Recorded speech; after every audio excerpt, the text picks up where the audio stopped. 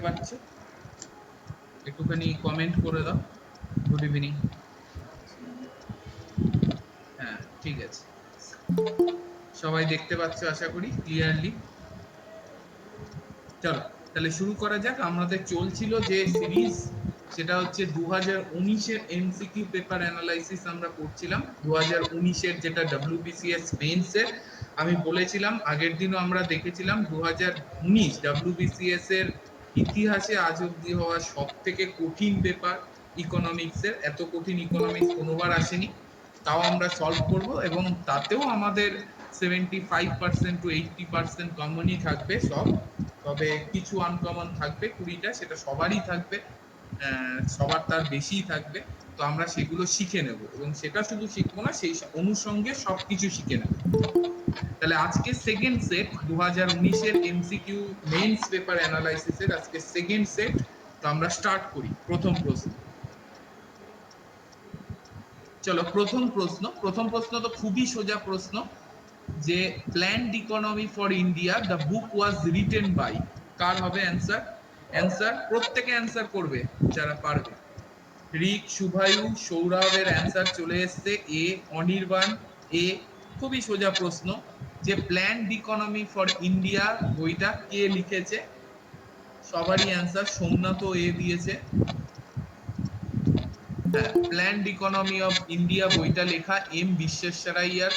সবাই জানো এম বিশ্বেশ্বরাইয়া আমাদের ইকোনমিতে খুব ইম্পর্টেন্ট একটা বিষয়।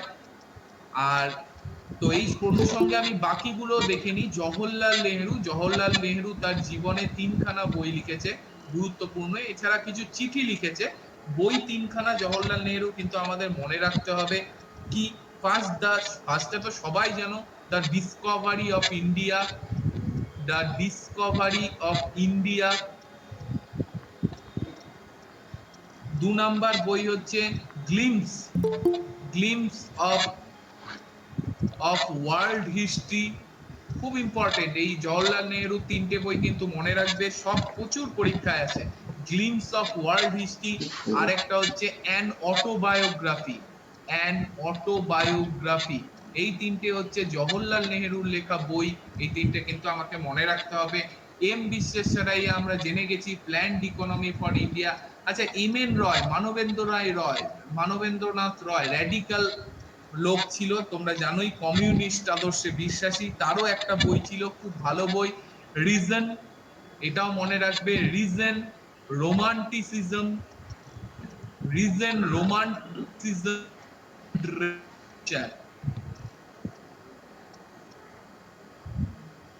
রিজন, একদম রিজন রোমান, ঠিক বলেছো, রিজন রোমান্টিসিজম অ্যান্ড রেভলিউশন। এই এম এন রায়ের বিষয়ে আরেকটা কথা বলে রাখি, এম এন রয় কিন্তু আমাদের প্রথম গণপরিষদের দাবি জানিয়েছিলেন, কনস্টিটিউয়েন্ট অ্যাসেম্বলি, যার জন্য আমাদের সংবিধান রচনা হয়েছে, যার যেই অ্যাসেম্বলির দ্বারা, সেই কনস্টিটিউয়েন্ট অ্যাসেম্বলির দাবি কিন্তু প্রথম মানবেন্দ্রনাথ রয় করেছিলেন। নেক্সট চলে আসি 122, 122 কার অ্যান্সার আগে আসে দেখি। Planning commission has scrapped on. Planning commission কবে উঠে গেছিল? তোমরা জানো প্ল্যানিং কমিশন আমাদের 5 ইয়ার প্ল্যান করতো, যেটা আমরা রাশিয়ার আদর্শে বিশ্বাসী। সেই 5 ইয়ার প্ল্যান করার দায়িত্বে থাকতো প্ল্যানিং কমিশন। কিন্তু পরবর্তীকালে প্ল্যানিং কমিশন এবং 5 ইয়ার প্ল্যান উঠে গিয়ে তার জায়গায় নিয়েছে নীতি আয়োগ। এবং নীতি আয়োগের 7 ইয়ার ভিশন। এখন আর 5 ইয়ার প্ল্যান নেই, এখন চলে এসছে 7 ইয়ার ভিশন। ঠিক আছে, তো এই প্ল্যানিং কমিশনকে স্ক্র্যাপ করেছিল নরেন্দ্র মোদী এসে অদ্ভুত ভাবে। প্রশ্নটায় 13ই আগস্ট দেওয়া আছে, এটা 13ই আগস্ট নয়, এটা 15ই আগস্ট 2014-তে এই প্ল্যানিং কমিশনকে স্ক্র্যাপ করার কথা ঘোষণা করেছিল নরেন্দ্র মোদী আমাদের স্বাধীনতার ভাষণে। কিন্তু এখানে 13ই আগস্ট লেখা আছে, যেহেতু কাছাকাছি তাই আমরা এটাই নেব। ডব্লিউবিসিএস এইভাবেই দিয়েছিল প্রশ্নটা, কিন্তু সঠিক আনসার কিন্তু 15ই আগস্ট। 15ই আগস্টের স্বাধীনতার ভাষণে এই প্ল্যানিং কমিশন স্ক্র্যাপ করার কথা বলেছিল। এবং প্ল্যানিং কমিশনের পদে নীতি আয়োগ 1 জানুয়ারি 2015 থেকে নীতি আয়োগ কাজ টেক ওভার করে নেয়, যার মূল দুটো ফান্ডা হচ্ছে 15 ইয়ার রোড ম্যাপ নীতি আয়োগ কিসের ওপর ভিত্তি করে কাজ করে? 15 ইয়ার রোড ম্যাপ আর 7 ইয়ার ভিশন, এই দুটো। তাই মনে রাখবে প্ল্যানিং কমিশন স্ক্র্যাপ হয়েছিল 15ই আগস্ট, এখানে 13ই আগস্ট দেওয়া, কি হিসেবে দেওয়া আমি জানি না, তাই যেহেতু কাছাকাছি আমি 13ই আগস্টই আনসার করব। নেক্সট চলে আসি 123, 123, 123। The defunct of planning commission was set up. Planning commission কবে সেট আপ হয়েছিল?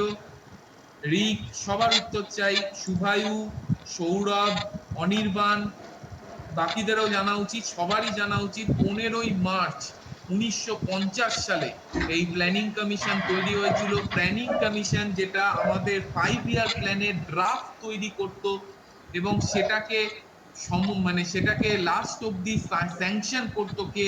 এনডিসি, ন্যাশনাল ডেভেলপমেন্ট কাউন্সিল, যেটা তৈরি হয়েছিল 6 আগস্ট 1952। এই দুটো একই অনুষঙ্গে আমাকে মনে রাখতে হবে। প্ল্যানিং কমিশনের কাজ ছিল ড্রাফট তৈরি করা, সেটাকে স্যাংশন করার কাজ ছিল কার? সেটাকে স্যাংশন করার কাজ ছিল এনডিসি, ন্যাশনাল ডেভেলপমেন্ট কাউন্সিলের। আশা করি ক্লিয়ার, সোজা সোজা প্রশ্ন। পরেরটায় চলে আসবো, দেখি। The aim of third 5 year plan, তৃতীয় পঞ্চবার্ষিকী পরিকল্পনার এম কি ছিল? যেটা চূড়ান্তভাবে অসফল হয়েছিল, আমরা সবাই জানি। কিসের জন্য?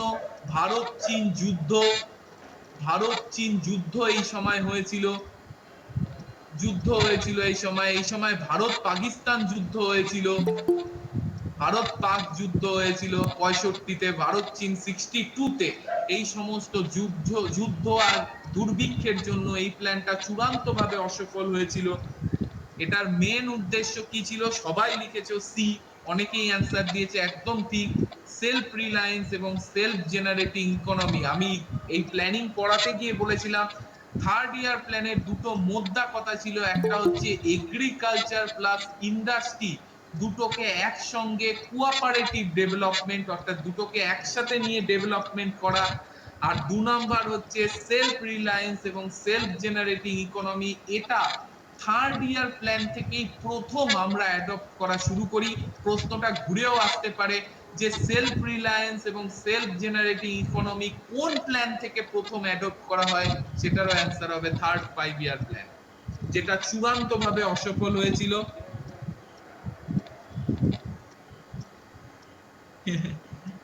যাই হোক, চূড়ান্তভাবে অসফল হয়েছিল। তো সেটা কেন হয়েছিল সেটাও আমি বলে দিলাম। চলে আসি 125, 125 নাম্বার প্রশ্নে। 125, the urban renewal and retrofitting program with a mission to develop 100 cities all over the country, making them citizen friendly এবং sustainable। সিটিজেন ফ্রেন্ডলি এবং সাস্টেনেবল করে দেওয়ার জন্য আমাদের দেশের বিভিন্ন সিটিগুলোকে সিলেক্ট করা হয়েছিল। এরকম 100টা সিটি সিলেক্ট করা হয়েছিল। কোন প্ল্যানের আন্ডারে? এটা হচ্ছে স্মার্ট সিটি মিশনের আন্ডারে, যেটা অনেকেই লিখে দিয়েছো 2019 সাল থেকে এটা অ্যাডপ্ট করা হয়েছে এবং 2019 থেকে 2023 অবধি সময়সীমাকে বেঁধে দেওয়া হয়েছে। 2019 থেকে 2023 এর মধ্যে 100 খানা সিটিকে, সিলেক্টেড সিটিকে স্মার্ট সিটি করে তোলা হবে, যার মূল উদ্দেশ্য সিটিজেন ফ্রেন্ডলি এবং সাস্টেইনেবল ফর অল সিটিজেন। এটাও কিন্তু আসে স্মার্ট সিটির মোটো কি? মোটো হচ্ছে সিটিজেন ফ্রেন্ডলি এবং সাস্টেইনেবল শহর গড়ে তোলা। এটা কোন ডিপার্টমেন্ট করেছে? এটা কোন মিনিস্ট্রির আন্ডারে? মিনিস্ট্রি অফ আরবান ডেভেলপমেন্টের আন্ডারে, মিনিস্ট্রি অফ আরবান ডেভেলপমেন্টের আন্ডারে এই স্মার্ট সিটি। কেউ কি বলতে পারবে যে আমাদের প্রথম স্মার্ট সিটি হিসেবে কোনটা আত্মপ্রকাশ করেছে ইন্ডিয়ার বুকে? একদম 98,000 কোটি টাকা ফান্ডিং হয়েছে, এটা রিক বলেছে। প্রথম স্মার্ট সিটি হিসেবে ইন্ডিয়াতে কোনটা অ্যাডপ্ট হয়েছে? প্রথম স্মার্ট সিটি হচ্ছে ঔরঙ্গাবাদ। রিক, ঔরঙ্গাবাদ তোমাদের করিয়েছি, কিন্তু এটা ভিডিওতে আছে। ঔরঙ্গাবাদ প্রথম আমাদের গ্রিনফিল্ড স্মার্ট সিটি হিসেবে অ্যাডপ্ট হয়েছে। এটা হয়েছে, ডেটটা মনে রাখবে, 7 সেপ্টেম্বর 2019 সালে ঔরঙ্গাবাদকে প্রথম স্মার্ট সিটি হিসেবে অ্যাডপ্ট করা হয়েছে। ঔরঙ্গাবাদ ইন্ডাস্ট্রিয়াল সিটি হলো আমাদের প্রথম স্মার্ট সিটি। চলো পরেরটায় চলে যাই। কি আছে? AIIMS 126 number 126 aims of open defecation free India by October 2nd 2019 October 2nd 2019 এর মধ্যে ইন্ডিয়াকে ডেফিকেশন ফ্রি করার জন্য কোন প্রজেক্ট নামানো হয়েছিল? লিখে দিয়েছে সবাই? সি সি, হ্যাঁ সবাই সি লিখে দিয়েছে। সি হচ্ছে স্বচ্ছ ভারত অভিযান, মোস্ট ফেমাস। স্বচ্ছ ভারতকে অভিযানকে আনা হয়েছিল ইন্ডিয়াকে ডেফিকেশন, ওপেন ডেফিকেশন কি মানে বাইরে কেউ মূত্র ত্যাগ মলমূত্র ত্যাগ করবে না, এই ডেফিকেশন ফ্রি। এটা কবের মধ্যে টার্গেট নেওয়া হয়েছিল? 2 অক্টোবর 2019। চালু হয়েছিল 2014 সালে। 2014 সালে নরেন্দ্র মোদী রাজঘাটে এটা চালু করেছিল, রাজঘাটে, সেই দিল্লির রাজঘাটে, দিল্লির রাজঘাটে চালু করেছিল। 2 অক্টোবর 2019 এর মধ্যে প্রতিজ্ঞা করা হয়েছিল যে ভারতবর্ষকে ওপেন ডেফিকেশন ফ্রি করা হবে। যদিও এখনো আমরা গ্রামে, যদিও ওপেন ডেফিকেশন ফ্রি এখন হয়ে গেছে, গ্রামে আর ওপেন ডেফিকেশন এখন দেখা যায় না, কিন্তু শহরাঞ্চলে এখনো মানুষ কিন্তু এটার থেকে বেরোতে পারেনি। এখনো আমরা শহরাঞ্চলে ড্রেনের পাশে অনেক কিছুই দেখতে পাই। যাই হোক, সেগুলো পরের বিষয়। তো ওপেন ডেফিকেশন ফ্রি, এই যে স্বচ্ছ ভারত অভিযানের মূল দুটো যেটা লক্ষ্য ছিল, সেই দুটো লক্ষ্য কি? মূল দুটো লক্ষ্য একবার তোমাদের সাথে শেয়ার করে দিই। একটা তো open defecation free, open defecation free যেটা প্রশ্নে দিয়েছে। এছাড়া কি ছিল? আরেকটা ছিল হচ্ছে সলিড ওয়েস্ট ম্যানেজমেন্ট, অর্থাৎ সলিড ওয়েস্ট ম্যানেজমেন্ট। এটাও কিন্তু আমাদের সলিড ওয়েস্ট ম্যানেজমেন্টও কিন্তু আমাদের এই ওপেন ডেফিকেশন ফ্রি স্বচ্ছ ভারত মিশনের অভিযানের মধ্যে ছিল। স্বচ্ছ ভারত অভিযানে তাহলে দুটো দিককে বজায় রেখে করা হয়েছিল এবং দিল্লির রাজঘাটে এটা প্রথম ইনগ্রেট করা হয়েছিল। চলে যাই পরের প্রশ্নে। চলো দেখি কি পড়েছো তোমরা। 127 নাম্বার কনসেপচুয়াল প্রশ্ন, GNP is equal to GDP plus X minus M. M কাকে ডিনোট করছে? এম কাকে ডিনোট করছে? B, B Soumita B, Bidisha B, Shubhayu, Mousam B. একদম। আমি কি বলেছি? জিএনপি যদি আসতে হয় জিডিপির থেকে, তাহলে জিডিপির মধ্যে, জিডিপি মানে কি? Location base. জিডিপির থেকে তাহলে কি বাদ দিতে হবে? আর জিএনপি সিটিজেনশিপ বেস। জিডিপির থেকে তাহলে কি বাদ দিতে হবে? আমাদের লোকেশনে যে ফরেনাররা মানে কামাই করছে সেটা বাদ দিতে হবে, কারণ জিএনপি তো সিটিজেন, ফরেনাররা তো সিটিজেন না। তাহলে জিডিপির থেকে বাদ দিতে হবে কাদের? ফরেনারদের কামাইকে, ফরেনারদের কামাইকে। আর তার সাথে অ্যাড করতে কি হবে? জিএনপি যেহেতু সিটিজেন, লোকেশনের বাইরেও তো ইন্ডিয়ান আছে, তাদেরকে অ্যাড করতে হবে, মানে এনআরআই দের অ্যাড করতে হবে। তাহলে আমাকে মাইনাস করতে হবে। এম মানে কি? মাইনাস এম মানে তাহলে মাইনাস ফরেনাররা যে আমাদের লোকেশনের ভিতর কামাই করছে তাদেরকে আমার বাইরে বের করতে হবে। দেখো সবাই বি অ্যান্সার করছে, বিটাই আমি দেখি। Income received by foreign nationals from within the country. দেখো এটা বাদ দিতে হবে। আমাদের কান্ট্রির ভিতর থেকে, ভিতরে আমাদের কান্ট্রির লোকেশনের মধ্যে থেকে ফরেনাররা যে কামাই করছে সেটাকে কিন্তু আমার জিডিপি থেকে বাদ দিতে হবে, কারণ জিএনপি হচ্ছে সিটিজেনশিপ বেস। ফরেনাররা কিন্তু আমাদের দেশে কামাই করলে ওরা আমাদের সিটিজেন নয়, তাই বাদ দিতে হবে। দেশের টাকা নিয়ে যারা বাইরে বেরিয়ে যাচ্ছে, আমি বারবার বলেছিলাম যে কিছু কিছু গুপ্তচর আমরা বাইরেও ছেড়ে রেখেছি, এনআরআই, তারা বাইরের টাকা নিয়ে দেশে আসছে। আর বাইরের দেশও কিছু গুপ্তচর আমাদের দেশে ছেড়ে রেখেছে, ফরেনার, যারা দেশের টাকা নিয়ে বাইরে চলে যাচ্ছে। গুপ্তচরের খেলা সব। নেক্সট চলে আসছি 129। কার অ্যান্সার পাবো? এটা তো সোজা একদম, property and un-British rule in India. কাউকেই দিতে হবে না, এটা আমিই বলে দিচ্ছি, সবাই পারবে এটা। দাদাভাই নওরোজির বই property and un-British rule of ইন্ডিয়াতে দাদাভাই নওরোজি ড্রেন অফ ওয়েলথ থিওরির কথা বলেছিলেন। Drain of wealth, drain of wealth theory কি? ইন্ডিয়ার মধ্যে যে সম্পদ, ইন্ডিয়ার মধ্যে যে ইন্ডিয়ার অ্যাসেট, সেটা ভারতবাসীর ইউজ করার কথা, কিন্তু ভারতবাসী ইউজ না করে এর বেশিরভাগ সিংহভাগ অ্যাসেটই ড্রেন করে ব্রিটেনে নিয়ে চলে যাওয়া হচ্ছে, ব্রিটিশরা নিয়ে চলে যাচ্ছে। তো এইটাকেই তিনি ড্রেন অফ ওয়েলথ বলেছিলেন, যে ভারতের সম্পদ ভারতীয়রা ইউজ না করতে পেরে একটা ড্রেন কেটে ব্রিটিশরা ওটা ব্রিটেনে নিয়ে চলে যাচ্ছে। That is drain of wealth. এবং এই ড্রেনের পরিমাণ কতটা তা দেখানোর জন্য দাদাভাই নৌরোজি প্রথম ইন্ডিয়াতে ন্যাশনাল ইনকাম পরিমাপ করার চেষ্টা করেছিলেন এবং ইন্ডিয়ান ন্যাশনাল ইনকাম তখন হয়েছিল 3400 মিলিয়ন। প্রথমবারের জন্য ন্যাশনাল ইনকাম পরিমাপ করেছিলেন, সেটা প্রকাশ করেছিলেন 1873 সালে। যদিও সেটা কোন বছরে ন্যাশনাল ইনকাম করেছিলেন? 1867-68 প্রকাশ হয়েছিল 5 বছর পরে 1873-এ। 3400 মিলিয়ন হয়েছিল আমাদের ন্যাশনাল ইনকাম, আর পার ক্যাপিটা ইনকাম হয়েছিল 20 টাকা। 20 টাকা হয়েছিল আমার পার ক্যাপিটা ইনকাম বা প্রত্যেক মানুষের ইনকাম। পরের প্রশ্নে চলে যাই আমরা। এরিয়া অফ ব্ল্যাক রেভলিউশন, সবার পারার কথা। Black revolution, Bidisha D, Soumita D, Rik D, Mousam D, Souvin, Sourav, Sudipta, Shubhayu, Shubhajit সবাই ডি করেছে। অভিজিৎ, দেবাঞ্জনা সবাই ডি করেছে, একদম ঠিক। ব্ল্যাক রেভলিউশন হচ্ছে পেট্রোলিয়াম প্রোডাকশন। ব্ল্যাক রেভলিউশন হলে আমরা কোল অপশনে থাকলে কিন্তু কোল করে দেওয়ার প্রবণতা দেখা যায়, কিন্তু কোল কিন্তু ব্ল্যাক রেভলিউশন না। ব্ল্যাক রেভলিউশন হচ্ছে পেট্রোলিয়াম প্রোডাকশন।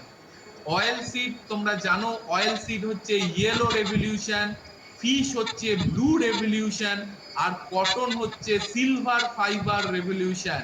সিলভার ফাইবার হচ্ছে কটন, আর গোল্ডেন ফাইবার হচ্ছে জুট। এই দুটো খুব ইম্পর্টেন্ট, মনে রাখতে হবে। গোল্ডেন ফাইবার জুট, আর সিলভার ফাইবার হচ্ছে কটন। চলে আসো MSME development act 2006 defines medium service sector. Medium, MSME মানে কি? Micro small medium enterprise. চলো আমরা দেখে নিই মাইক্রো কোনটা। তো কোনটাকে মাইক্রো বলবো, কোনটাকে স্মল বলবো, কোনটাকে মিডিয়াম বলবো, 2006 এর অ্যাক্ট অনুযায়ী সেটা আমরা দেখে নেব এবার। যারা করেছো তাদের তো জানোই, আরেক বলে দিচ্ছি এখানে। সবাই অ্যান্সার করেছে কি দেখি? এ এ এ অভিজিৎ করেছে ডি, অভিজিৎ করেছে ডি। চলো আর ভালো করে দেখিনি, এটা দু রকম ভাবে হয়, দু রকম, খুব ভালো করে নোট করে নাও।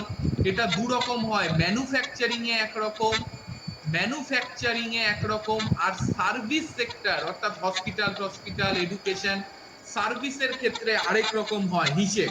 ম্যানুফ্যাকচারিং এরটাই পরীক্ষায় আসে, কিছু যদি না দেওয়া থাকে তার অর্থ ম্যানুফ্যাকচারিংটাই চেয়েছে আমাদের কাছে।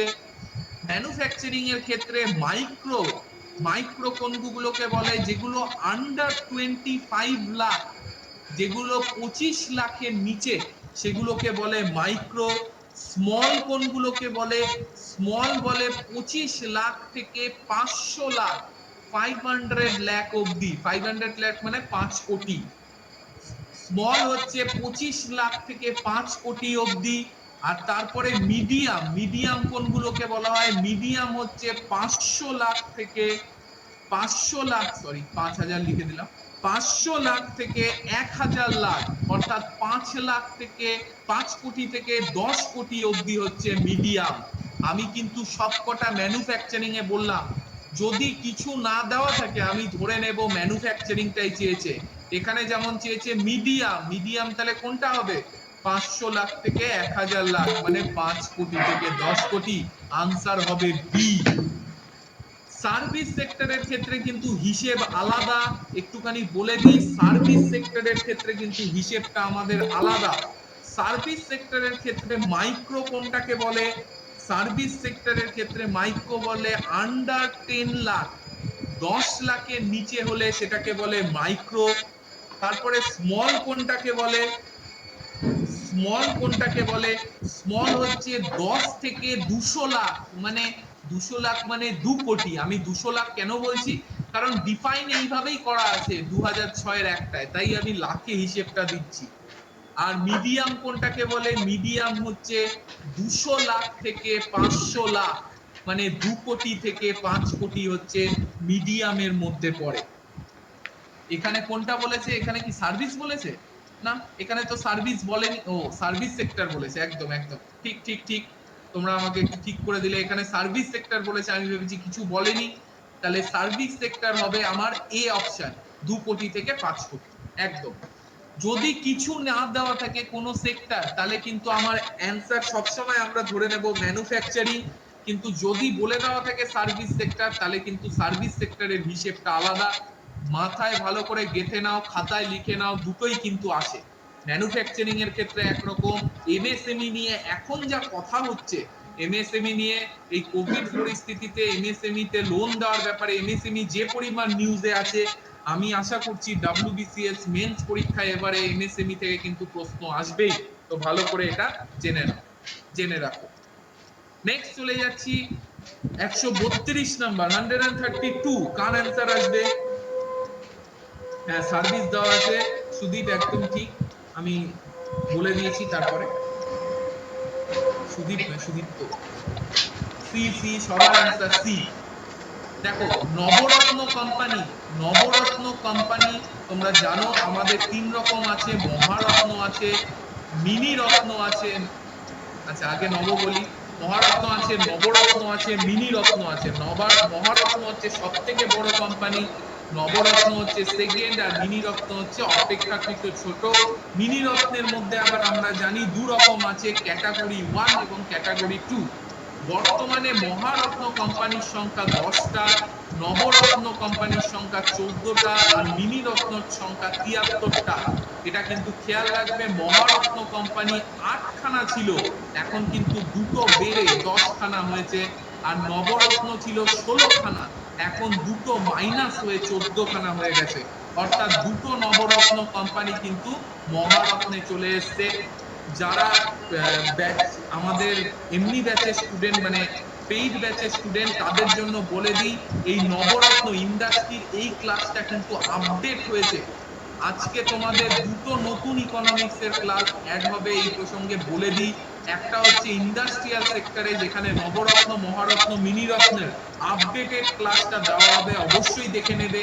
আর একটা হচ্ছে আইএফ, একটা নতুন রেগুলেশন কমিটি তৈরি হয়েছে, রেগুলেটরি বডি গভর্নমেন্ট তৈরি করেছে, শুভারুর রিকোয়েস্টে কিন্তু ওই নতুন ক্লাসটা আজকে অ্যাড হচ্ছে। ওটা মিসলেনিয়াস যে ক্লাসগুলো আছে, মিসলেনিয়াস সেগমেন্টে অ্যাড হবে, ওটাও দেখবে। আর অবশ্যই ইন্ডাস্ট্রির এই আপডেটেড ক্লাসটা দেখে নেবে, যেখানে মহারত্ন, মিনি রত্ন এবং নবরত্নের চেঞ্জেস গুলো আমি বলে দিয়েছি। তো কোনটা এই লিস্টে নবরত্নের মধ্যে পড়ে না, তোমরা দেখতেই পাচ্ছ এনটিপিসি। এনটিপিসি কিন্তু মহারত্ন কোম্পানির মধ্যে পড়ে, মহারত্ন কোম্পানির মধ্যে এনটিপিসি পড়ে। আচ্ছা, এখানেও একবার বলে দিই, দুটো নতুন কোম্পানি যেটা নবরত্ন থেকে মহারত্নে এসছে, এই দুটো নতুন কোম্পানি কি? Power grid corporation of India, power grid এসছে। আর একটা হচ্ছে হিন্দুস্তান পেট্রোলিয়াম কর্পোরেশন লিমিটেড। এই দুটো কোম্পানি কিন্তু নবরত্ন থেকে মহারত্নের স্ট্যাটাস পেয়েছে একদম রিসেন্টলি। চলে যাচ্ছি পরের প্রশ্নে, 133। দেখি কার থেকে অ্যান্সার আসে, একটু টাফ প্রশ্ন। 133 কার থেকে অ্যান্সার আসে? Industrial sickness. ইন্ডাস্ট্রিয়াল সিকনেস মানে ইন্ডাস্ট্রির ভেঙে পড়া। ইন্ডাস্ট্রিয়াল, আমাদের যেরকম শরীর খারাপ হয়, ইন্ডাস্ট্রিরও শরীর খারাপ হয়। তো ইন্ডাস্ট্রির ভেঙে পড়া কত রকমের হয়? কিছু জেনারেল সিকনেস হয়, ইনডিউসড সিকনেস হয়। ইনডিউস সিকনেসটা কি, আগে এটা বোঝাই তোমাদের। জেনারেল সিকনেস তো বুঝতেই পারছো, যে অর্থনীতি খারাপ, দুম করে পড়ে গেল, সব ইন্ডাস্ট্রি ক্ষতি হচ্ছে জেনারেল কারণে। এই সেই ইন্ডাস্ট্রি যেটা স্বাভাবিক নিয়মে ক্ষতি, অর্থাৎ এই যে কোভিড পরিস্থিতিতে জিনিসপত্র লোকে কিনছে না, কম কিনছে, ফলে তার কিছু কিছু ইন্ডাস্ট্রি ক্ষতিগ্রস্ত হচ্ছে, হোটেল ব্যবসা, ট্যুরিজম ক্ষতিগ্রস্ত হচ্ছে। এটা জেনুইন সিকনেস, এটা তো হতেই পারে। আচ্ছা, ইনডিউস সিকনেসটা কি? ইনডিউস সিকনেস হচ্ছে যখন রং পলিসি আর ম্যানেজমেন্টের হঠকারিতার জন্য, বা ম্যানেজমেন্ট ইচ্ছাকৃতভাবে রং পলিসি করে ইন্ডাস্ট্রি বসে পড়ে, ইন্ডাস্ট্রির ম্যানেজমেন্টের ভুলে এবং রং পলিসির ভুলে বিশ্বর অর্থনীতির অবস্থা ঠিকই আছে, কিন্তু তা সত্ত্বেও ইন্ডাস্ট্রিটা বসে যাচ্ছে, সঠিকভাবে চালানো হচ্ছে না বলে, সেইটাকে বলে ইনডিউস সিকনেস। ক্লিয়ার? তো ইনডিউস সিকনেস কি? তাহলে মার্জিনাল, এটা বলেই দিয়েছে, দেখো এখানে বলেই দিয়েছে, রং পলিসি আর মার্জিনাল ইনকম্পিটেন্স যেগুলো ডেলিবারেটলি করা হয়, সেটা হচ্ছে ইনডিউস সিকনেস। ক্লিয়ার? তাহলে এটা হবে ইনডিউস সিকনেস আমাদের অ্যান্সার। ভালো করে বুঝে নাও, জেনুইন সিকনেস তো জেনুইন, সেটা হচ্ছে কি অর্থনীতির খারাপ অবস্থার জন্য বা কোনো এই যে এরকম হঠাৎ করে ক্র্যাশ হয়ে গেল শেয়ার মার্কেট, হঠাৎ করে কোভিড আছড়ে পড়লো, তো এইগুলোর জন্য যেটা জেনুইন ভাবেই আমাদের বিভিন্ন কোম্পানি ক্ষতিগ্রস্ত হয়, জেনুইন সিকনেস। আর ইনডিউস সিকনেস কি, যখন ম্যানেজমেন্টের ভুলে বা রং পলিসির জন্য অথবা ম্যানেজমেন্ট ইচ্ছাকৃতভাবে অর্থনীতি হাল, বিশ্বের অর্থনীতি এবং মার্কেট ঠিকই আছে, কিন্তু কিছু ভুল পলিসির জন্য, ম্যানেজমেন্টের ইনকম্পিটেন্সের জন্য বা ম্যানেজমেন্ট ডেলিভার্ড ভাবে ক্ষতি করে যখন কোনো একটা কোম্পানি ক্ষতি হয়ে যায়, কোনো একটা ইন্ডাস্ট্রি ক্ষতিগ্রস্ত হয়, তখন সেটাকে বলে ইনডিউস সিকনেস। নেক্সট চলে আসি, আশা করি একদম ক্লিয়ার। নেক্সট চলে আসি 134, আরবিআই এর প্রথম গভর্নরকে, অক্সবর্ন স্মিথ, বলতে হবে না কাউকে, অক্সবর্ন স্মিথ। আচ্ছা, জানো সিবি দেশমুখ কি প্রথম ভারতীয় গভর্নর? আর আরেকজন জানতে হবে প্রথম উমেন গভর্নর হচ্ছে, উমেন হচ্ছে কে, উমেন গভর্নর কে? J K Udeshi. J K Udeshi প্রথম আরবিআই এর মহিলা যে আছে বোর্ডে গেছে, মহিলা হিসেবে বোর্ডে গেছে। আর প্রথম গভর্নর হচ্ছে অক্সবর্ন স্মিথ, আর স্মিথি দেশমুখ হচ্ছে প্রথম ভারতীয় গভর্নর। নেক্সট চলে আসি 135, এক্সিম ব্যাংক কবে সেট হয়েছে? সবাই জানো, সবার অ্যান্সার সৌভিন, সুদীপ্ত, সৌরভ, স্মিতা, শুভায়ু, অনির্বাণ, সৌমিতা, সবার অ্যান্সার পেয়ে গেছি, দেবাঞ্জনা, বিদিশা, মরিয়াম, একদম। এক্সিম ব্যাংক তৈরি হয়েছে 1 জানুয়ারি 1982। যার কাজ হচ্ছে এক্সপোর্ট ইম্পোর্ট কে দেখা, ভারতের এক্সপোর্ট ইম্পোর্ট কে প্রমোশন করা এবং এক্সপোর্ট ইম্পোর্ট কে যাতে ভালো হয় তার জন্য লোন দেওয়া, এগুলো কাজ হচ্ছে এক্সিমের, যেটা জানুয়ারি 1, 1982 তে তৈরি হয়েছে। নেক্সট চলে যাচ্ছি, ভ্যারিয়েশন অফ মার্জিন রিকোয়ারমেন্ট, এটা কি ধরনের পলিসির মধ্যে পড়ে? মার্জিন রিকোয়ারমেন্ট কি ধরনের পলিসিতে পড়ে? রিক, সৌমিতা, অনির্বাণ, শুভায়ু। মার্জিন রিকোয়ারমেন্ট তোমরা জানো, আরবিআই যেরকম ক্রেডিট ইস্যু করে, আরবিআই যেরকম টাকা পয়সা ইস্যু করে, ক্রেডিট বলে টাকা পয়সাকে, টাকা পয়সা ইস্যু করে যেরকম আরবিআই, তেমনি টাকা পয়সা যেন অতিরিক্ত না হয়ে যায় তার জন্য কন্ট্রোলও করে আরবিআই। এই ক্রেডিট কন্ট্রোল, টাকা পয়সা কন্ট্রোল যাতে বেশি বা কম না হয়ে যায়, সেটা দুভাবে করে। একটা কোয়ান্টিটেটিভ, কোয়ান্টিটেটিভের মধ্যে আমি তিনখানা জিনিস পড়েছি আমরা, সেটা কি কি? সেটা হচ্ছে, একটা হচ্ছে ডিপোজিট, একটা হচ্ছে রেট, আর একটা হচ্ছে ওপেন মার্কেট অপারেশন। এছাড়া আরেকটাও আছে, সেটা হচ্ছে কোয়ালিটেটিভ। এই কোয়ালিটেটিভ অ্যাপ্রোচের মধ্যে পড়ে মার্জিন রিকোয়ারমেন্ট। ভালো করে বলতে গেলে মার্জিন রিকোয়ারমেন্টটা কি সেটা একবার শুনে নিই। What is margin requirement?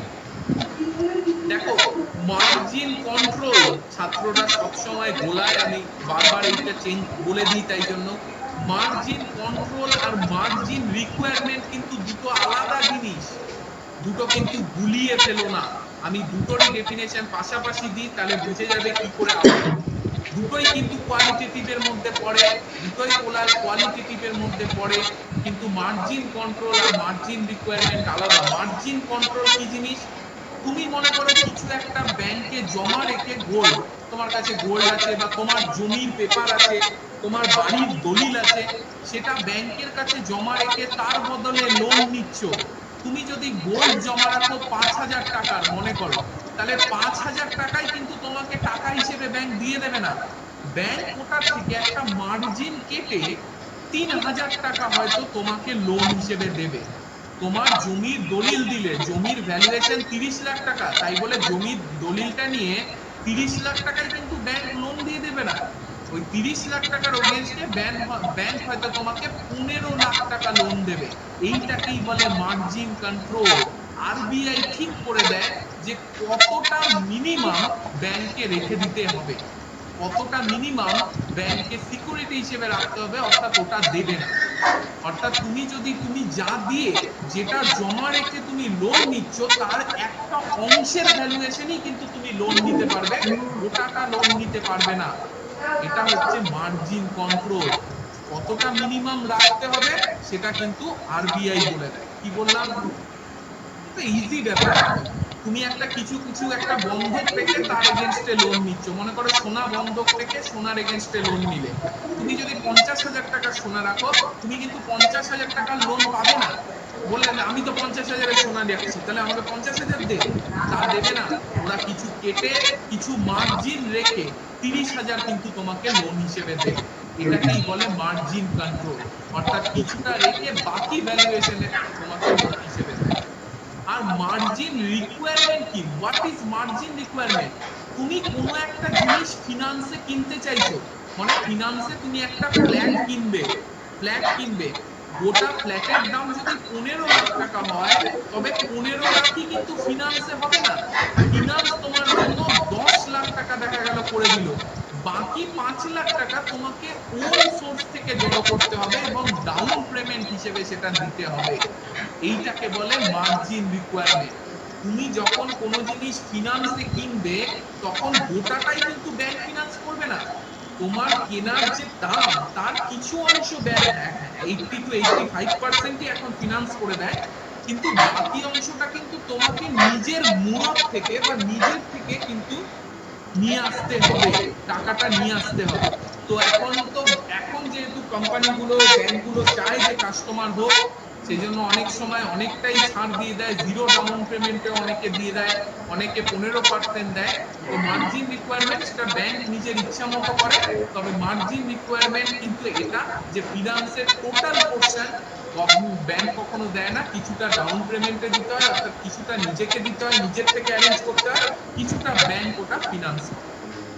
Zero down payment যেগুলো হয়, একটু সুদীপ তো লিখেছে জিরো ডাউন পেমেন্ট, হ্যাঁ জিরো ডাউন পেমেন্টও হয়, কিন্তু সেগুলোতে অনেক ভেজাল করে রাখে, বা কোনো ব্যাংক যদি খুবই খারাপ অবস্থা হয় তখন সে কাস্টমার ধরার জন্য জিরো ডাউন পেমেন্টও দেয়।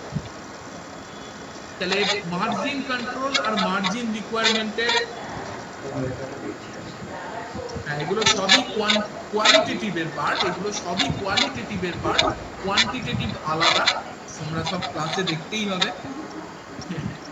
আচ্ছা চলো, তাহলে কি মার্জিন রিকোয়ারমেন্ট কি? সেটা হচ্ছে কোয়ালিটেটিভ ক্রেডিট কন্ট্রোলের মধ্যে পড়ে। আশা করি মার্জিন কন্ট্রোল আর মার্জিন রিকোয়ারমেন্টের ডিফারেন্সটা তোমরা বুঝে গেছো। নেক্সট চলে আসি 137, কার কাছ থেকে উত্তর পাবো? 137, শুভায়ু এ, রিক এ, সৌমিতা, মরিয়াম, সুদীপ্ত, সবাই এ, শুভজিৎ, মৌসম, অনির্বাণ।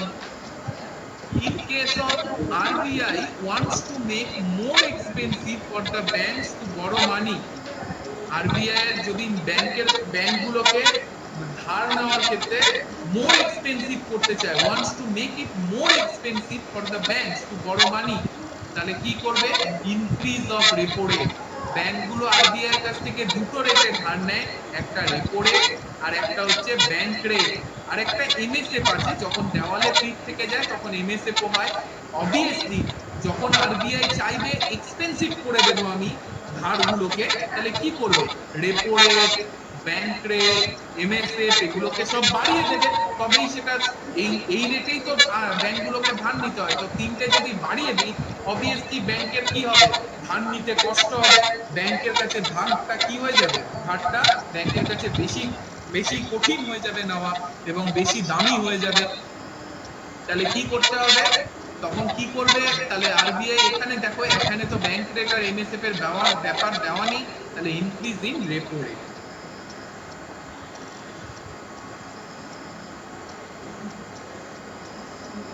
সুদীপ্ত লিখেছে এখন ব্যাংক রেট নেই, পিনাল রেট হয়েছে। না সুদীপ্ত, এখনো ব্যাংক রেটই আছে। পিনাল রেট নিয়ে না হয় আমি নেক্সট ক্লাসে একটা কথা বলে দেবো, একটুখানি ডিটেলসে বলে দেবো, অনেক বড় জিনিস, ভিডিও ক্লাসে দেওয়া আছে, এখনো ব্যাংক রেটই আছে। নেক্সট চলে যাচ্ছি, দেয়ার আর 3 মেইন ট্রেজারি বিলস। তিনটা মেইন ট্রেজারি বিল আছে ইন্ডিয়াতে। ইন্ডিয়াতে 3 রকম মেইন ট্রেজারি বিল আছে, সেগুলো কি কি বলো দেখি? এটা তো সোজা একদম, ইন্ডিয়াতে 3টে মেইন ট্রেজারি বিল আছে, এবং সেটা কি কি? ফার্স্ট বলো, ট্রেজারি বিলটা কি? What is treasury bill? Government of India যখন, এটা কিন্তু শুধু সেন্ট্রাল, এই জন্য আমি গভর্নমেন্ট অফ ইন্ডিয়া বলেছি, কোনো স্টেট গভর্নমেন্টের বিষয় কিন্তু নয়। গভর্নমেন্ট অফ ইন্ডিয়ার যখন কি হয়, হঠাৎ করে ফান্ডিং বা টাকা পয়সার দরকার হয় একদম যুদ্ধকালীন পরিস্থিতিতে, তখন গভর্নমেন্ট অফ ইন্ডিয়া, বা যুদ্ধকালীন না হোক, গভর্নমেন্ট অফ ইন্ডিয়া যখন টাকা পয়সার দরকার হয়, তখন সেটা শর্ট টার্মের জন্য যদি দরকারটা হয়, তখন government of India treasury bill issue করে। আর যদি লং টাইমের জন্য দরকার হয়, তখন গভর্নমেন্ট ইন্ডিয়া বন্ড ইস্যু করে, মানে এই কিষাণ বিকাশ পত্র, এই টাইপের বন্ড। লং টাইমের জন্য হলে বন্ড, শর্ট টাইমের জন্য হলে ট্রেজারি বিল। এবং এই ট্রেজারি বিল ফেস ভ্যালুর থেকে কম দামে বিক্রি হয়, অর্থাৎ ফেস ভ্যালু 100টা ট্রেজারি বিল দেখা গেল 95 এ বিক্রি হলো, 95 টাকায়, কিন্তু ম্যাচিউরিটির সময় তুমি কি 100 টাকাই পাবে। অর্থাৎ ফেস ভ্যালু এর 100, কিন্তু বিক্রি কেনার সময় আমি কিনছি কিছুটা ডিসকাউন্টে 95 টাকায়, কিন্তু যখন ম্যাচিওর হচ্ছে আমি 100 টাকায় পাবো। এটা হচ্ছে শর্ট টার্ম টাকা জড়ো করার জন্য গভর্নমেন্ট অফ ইন্ডিয়া এই ট্রেজারি বিল ইস্যু করে। ট্রেজারি বিল অনেক লেন্থের হয়, কিন্তু ইন্ডিয়াতে ট্রেজারি বিল বেশিটাই চলে 91, 182 এবং 364 দিনে। ট্রেজারি বিল সম্পর্কে আরো দুটো কথা বলে রাখি। এটা 1917 সালে প্রথম ব্রিটিশ গভর্নমেন্ট ইন্ডিয়াতে এটা লঞ্চ করেছিল ট্রেজারি বিল, 1970-তে। আর সব থেকে শর্ট টার্মের জন্য ট্রেজারি বিল আজ অব্দি লঞ্চ হয়েছে 1997 সালে, মাত্র 14 দিনের জন্য কিন্তু ট্রেজারি বিল ইস্যু করেছিল তখন গভর্নমেন্ট। দেখো বিভিন্ন ডেটের হয়, সব থেকে পপুলার 91, 182, 364, এছাড়া আরো দিনের হয়। দেখো সেটার উদাহরণ পেয়ে গেলে 1997 সালে যে টি বিল হয়েছিল সেটা কিন্তু 14 ডেজের জন্য ইস্যু হয়েছিল। আর ট্রেজারি বিল আমাদের 1917 সাল থেকে চলছে। আশা করি একদম পরিষ্কার ট্রেজারি বিল কি সেটা। শর্ট টার্ম দরকার হলে ট্রেজারি বিল, লং টার্ম দরকার হলে বন্ড। চলে আসছি 140 নাম্বার প্রশ্ন, কে অ্যান্সার করবে? 140, রিক, সুদীপ্ত, শুভায়ু, বাকিদের, সৌমিতা, চলো দেখি। একদম ঠিক আছে তোমাদের অ্যান্সার, মরিয়ামও ঠিক আছে। পঞ্জি স্কিম, আগে জানতে হবে পঞ্জি স্কিম অ্যান্সার করার আগে, what is Ponzi scheme? An investment plan in which the company pays return to investor, এখানে দেওয়াই আছে ডেফিনেশন। একটা ইনভেস্টমেন্ট প্ল্যান যেখানে কোম্পানি রিটার্ন করে ইনভেস্টমেন্টের ক্ষেত্রে, মানে কোম্পানিতে তুমি ইনভেস্ট করছো, তাহলে তোমাকে প্রফিট দিতে হবে, কিছু রিটার্ন করতে হবে। তো সেটা কোম্পানি কি করে, এই প্রফিট বা ইনভেস্টমেন্টের যে টাকা সেটা ফেরত দেয় নতুন যে ইনভেস্টার তাদের টাকা থেকে। অর্থাৎ নতুন ইনভেস্টাররা টাকা জমা দেয়, নতুন ইনভেস্টাররা ইনভেস্ট করে, এবং সেই টাকা থেকে কি পুরনো ইনভেস্টারদের ফেরত দেওয়া হয়। ইউএসএ তে এই পঞ্জি স্কিমের খুব রমরমা। এটা এক টাইপ অফ চিটিং, একদম রিক ঠিক বলেছে, এটা এক টাইপ অফ চিটিং, যে নতুন যারা ইনভেস্টার তাদের থেকে টাকা নাও, দিয়ে পুরনো ইনভেস্টারদের, কোম্পানির কি কাজ হচ্ছে সব বন্ধ করে রাখো, কিছু তুমি টাকা তুলে নাও, টাকাটা বিভিন্ন জায়গায় খাটাও, এবার তারপর টাকা খাটানোর পর ফেরতও দিতে হবে যারা ইনভেস্ট করেছে, তাদের কি নতুন আরো কিছু ইনভেস্টার নাও, তারা যে টাকা দিচ্ছে সেটার থেকে পুরনোদের ফেরত দিয়ে, এইভাবে সাইক্লিক্যাল চলতে থাকবে। আবার এদের টাকা কি, আবার কিছু নতুন ইনভেস্টার তাদের টাকা দিয়ে এদের দাও, আর পুরনো এদেরকে ফেলে রাখো, আবার তারপর এইভাবে সাইকেল চলতে থাকে। এটা ওয়ান কাইন্ড অফ চিটিং, এটাকে পঞ্জি স্কিম। ইউএসএ তে এইটা নিয়ে প্রচুর লড়াই হচ্ছে, ইউএসএ তে এটা খুব ছেয়ে গেছে। ক্লিয়ার? তাহলে পঞ্জি স্কিম সবার ক্লিয়ার একদম। তাই এই হচ্ছে আজকের আমাদের টোটাল সেগমেন্টের আজকের কোয়েশ্চেন। আজকে আমি বলেছি আজকে আমাদের কোয়েশ্চেন অফ দ্য উইক থাকবে না, আমি বলেছিলাম আজকে আমরা নতুন একটা জিনিস করব, একটা জিনিস ক্লিয়ার করব। নতুন নয়, যারা করেছো তারা তো জানোই, একজন বলেছে করবে বলে, তাই জন্য আমি করে দিই। সেটা হচ্ছে mixed economy. What is mixed economy? প্রশ্ন আশা করি সবার ক্লিয়ার। এবার আমরা জেনে নিই, নেক্সট দিন আমরা নেক্সট সেট অফ কোয়েশ্চেন করব 2019-এর। 2019-এর কোয়েশ্চেন গুলো খুব ভালো, করতে গিয়ে অনেক কিছু পড়া হয়ে যায় সাইডে। তাহলে আমরা এখন মিক্সড ইকোনমি কনসেপ্ট জানবো। What is mixed economy? সবাই জানো, আমি তাও বলে দিই। দু রকমের ইকোনমি আছে, একটা অ্যাডাম স্মিথের নিয়ে আসা ক্যাপিটালিস্টিক ইকোনমি,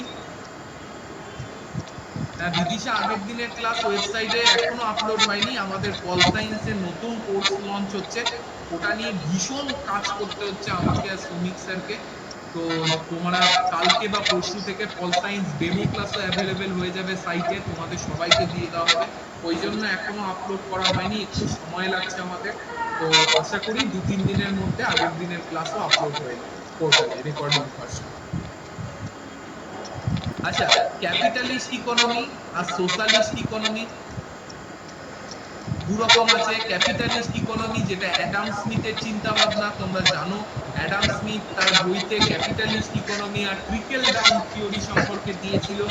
ক্যাপিটালিস্ট ইকোনমি যেটা কি টোটালটাই ইকোনমিকে টোটালটাই নিয়ন্ত্রণ করবে মার্কেট, অর্থাৎ গভর্নমেন্টের হাতে। হ্যাঁ, আজকে 121 থেকে 140 হলো দেবাঞ্জনা, এর পরের দিন 141 থেকে 160 হবে। টোটালটাই মার্কেটের হাতে থাকে, কোনো এর মধ্যে গভর্নমেন্টের কোনো হস্তক্ষেপ থাকে না। গভর্নমেন্টের ক্যাপিটালিস্ট ইকোনমিতে কোনো হস্তক্ষেপ থাকে না। আর সোশ্যালিস্ট ইকোনমি টোটালটাই গভর্নমেন্ট নিয়ন্ত্রণ করে, এতে টোটালটাই গভর্নমেন্টের, এতে মার্কেটের কোনো রূপ হস্তক্ষেপ কিন্তু থাকে না। মার্কেট মানে কি? মার্কেটের চাহিদা ডিমান্ড, যেমন ইলিশ মাছের যখন চাহিদা বেশি হবে তখন দাম বেশি হবে, যখন কাতলা মাছের চাহিদা বেশি হবে, খাসির মাংসের চাহিদা বেশি তাই খাসির মাংস দাম বেশি, মুরগির চাহিদা কম তাই দাম কম।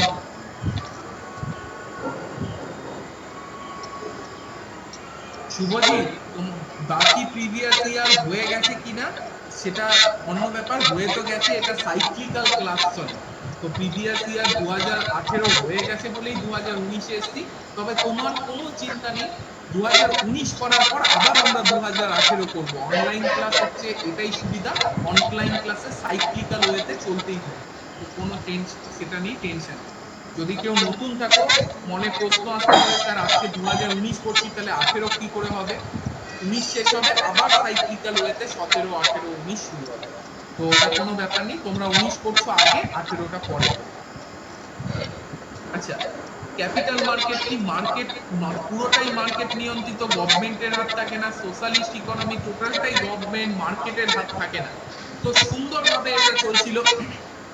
ক্যাপিটালিস্ট ইকোনমি গুলো ভালোই তারা কি করছিল, কিন্তু হঠাৎ করে মাথার ওপর বজ্রাঘাতের ওপর মতো চলে এলো 1929 এর গ্রেট ডিপ্রেশন। গ্রেট ডিপ্রেশন গোটা পৃথিবীর ইকোনমি ভেঙে গেল, গোটা গ্লোবাল গ্রোথ, গ্লোবাল যদি জিডিপি তুমি চিন্তা করো কল্পনা করতে পারবে না, গ্লোবাল জিডিপি 26.7% কমে গেছিল, নেগেটিভ হয়ে গেছিল। 26.7% গ্লোবাল গ্রোথ মাইনাস হয়ে গেছিল। এখন কোভিড এর জন্য -1 হচ্ছে, তাতেই আমাদের মাথা খারাপ হয়ে যাচ্ছে। তার মানে ভাবো তখন -26.7 হয়েছিল গ্লোবাল গ্রোথ, তাহলে কি পরিমাণ ইকোনমি ধস নেমেছিল। এই গ্রেট ডিপ্রেশনের কারণ ছিল 1 নাম্বার তো ওয়ার্ল্ড ওয়ারের পরিস্থিতি, ফার্স্ট ওয়ার্ল্ড ওয়ারে প্রচুর দেশগুলো খরচা করে ফেলেছিল, ফলে ওয়ার্ল্ড ওয়ার একটা কারণ। নেক্সট হচ্ছিল স্টক এক্সচেঞ্জ ভেঙে পড়েছিল বিভিন্ন, যে আমাদের সেই সময় মেন স্টক এক্সচেঞ্জ ছিল ইউএসএ, সেই ইউএসএ স্টক এক্সচেঞ্জ ক্র্যাশ করে গেছিল, ফলে ইনভেস্টররা যে কোনো বিজনেসে ইনভেস্ট করতে ভয় পাচ্ছিল। আর ইনভেস্ট না করে টাকাটা নিজের আলমারিতে রেখে দিলে তো কিছু করার নেই। কেউ যদি ভাবে সব টাকা আমি কামাবো নিজের আলমারিতে রেখে দেবো, স্বাভাবিক ব্যাপার, তাহলে ইকোনমি তো তলানিতে যাবেই। ইনভেস্টররা ইনভেস্ট করতে ভয় পাচ্ছিল, ফলে স্টক মার্কেট ক্র্যাশ করে গেছিল, যেটা ভয়ঙ্কর একটা ব্যাপার।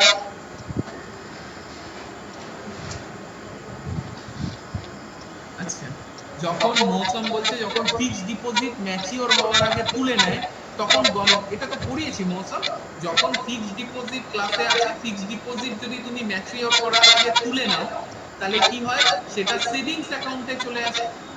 মানে তুমি ফিক্সড এর মতো আচরণ করে, ফিক্সড এর অনেক বেশি হয়, মনে করো 8% দিচ্ছে, এক্সিস ব্যাংক যেমন দেয়, এখন তো অনেক কমে গেছে, 7.75% দেয় যে ফিক্সড এর ইন্টারেস্ট রেট।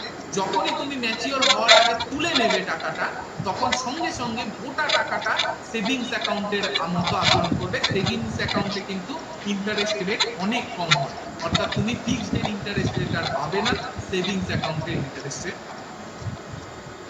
আচ্ছা চলে আসি তাহলে এই গ্রেট ডিপ্রেশনের সময় 1929 সালে এই পৃথিবীকে বাঁচানোর জন্য যার আবির্ভাব ঘটলো তিনি হচ্ছে মডার্ন ইকোনমিক্সের জনক, তিনি হচ্ছে J M Keynes. J M Keynes কি বলল, এই যে যেগুলো বলল মেনলি যে আমাদের ডিপ্রেশনটা হয়েছিল মেনলি ক্যাপিটালিস্ট ইকোনমি গুলোতেই হয়েছিল। জেমস কেইনস তখন বলল দেখো ক্যাপিটালিস্ট ইকোনমির দেশগুলোকে বলল গোটাটাই যদি তোমরা মার্কেটের ওপরে ছাড়ো, কিছুই যদি নিয়ন্ত্রণ না করো, নিজেরা গভর্নমেন্ট যদি কোনো কাজেই না লাগে ইকোনমি, তাহলে কখনোই দেশের ইকোনমিকে ট্র্যাকে আনা যাবে না। তাই জেএম কেইন সাজেস্ট করলো ক্যাপিটালিস্ট ইকোনমির দেশগুলোকে হ্যাঁ তোমরা ক্যাপিটালিস্টই থাকো, কিন্তু কিছুটা হলেও অল্প হলেও গভর্নমেন্ট নিয়ন্ত্রণ কিন্তু তার মধ্যে আনো। অর্থাৎ ক্যাপিটালিস্ট ইকোনমি গুলোকে ডিপ্রেশন থেকে বাড়ানোর জন্য গভর্নমেন্ট প্ল্যানিং এর আয়তায় আনতে বললো। অর্থাৎ গভর্নমেন্টকে বললো পুরোটাই ছেড়ে দিও না, তুমি প্ল্যান করো, তুমি দেশের ইকোনমিকে এই কঠিন পরিস্থিতিতে বের করো। এবং জেম কেইনসের এই কথা থেকে প্রথম মিক্সড ইকোনমি কনসেপ্ট পাওয়া যায়। জেম কেইনস বলে ঠিক আছে তুমি ক্যাপিটালি থাকো, কিন্তু কিছুটা হলেও গভর্নমেন্ট নিয়ন্ত্রণে আনো ইকোনমিকে, না হলে ডিপ্রেশন কিন্তু বাড়তেই থাকবে। প্ল্যান যদি গভর্নমেন্ট না করে তাহলে কখনো সেটা থেকে বেরোনো যাবে না। তাহলে জেম কেইনসের এই তত্ত্বের মধ্যে মিক্সড ইকোনমির কনসেপ্ট আসে এবং ধীরে ধীরে ডিপ্রেশন থেকে বেরোনোর জন্য ক্যাপিটালিস্ট ইকোনমিক কান্ট্রিগুলো এই মিক্সড ইকোনমিকেই হাতিয়ার করে এবং জেম কেইনসের এই মিক্সড ইকোনমিকে হাতিয়ার করেই এই গ্রেট ডিপ্রেশন থেকে কিন্তু এই ক্যাপিটালিস্ট কান্ট্রিগুলো বেরোতে পেরেছিল। ইন্ডিয়া 1948 সালে 47-এ স্বাধীন হওয়ার পর 1948 সালের ফার্স্ট যে ইন্ডাস্ট্রিয়াল পলিসি, সেটার মাধ্যমে মিক্সড ইকোনমির দিকে যাওয়া শুরু করে, মিক্সড ইকোনমির দিকে ইন্ডিয়া এগোতে শুরু করে। কিন্তু ইন্ডিয়া নিজেকে মিক্সড ইকোনমি হিসেবে ঘোষণা করে কিন্তু 1956 সালের সেকেন্ড ইন্ডাস্ট্রিয়াল পলিসিতে। কোয়েশ্চেনটা মাইনিউটলি পড়তে হবে যে mixed economy India started going towards mixed economy, সেটা হবে 1948 ইন্ডাস্ট্রিয়াল পলিসি।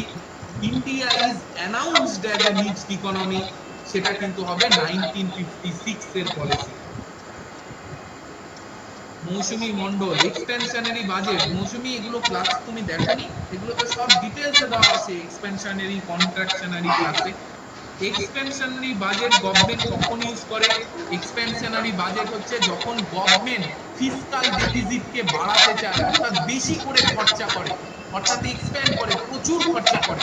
মার্কেটে যখন লিকুইডিটি অর্থাৎ টাকার পরিমাণ কমে যায়, অর্থাৎ ডিফ্লেশন হয়, ডিফ্লেশন মানুষের কাছে টাকা নেই, মার্কেটে টাকা নেই, তখন গভর্নমেন্ট চায় বেশি করে টাকা খরচা করে, বেশি করে মার্কেটে টাকা ঢালতে।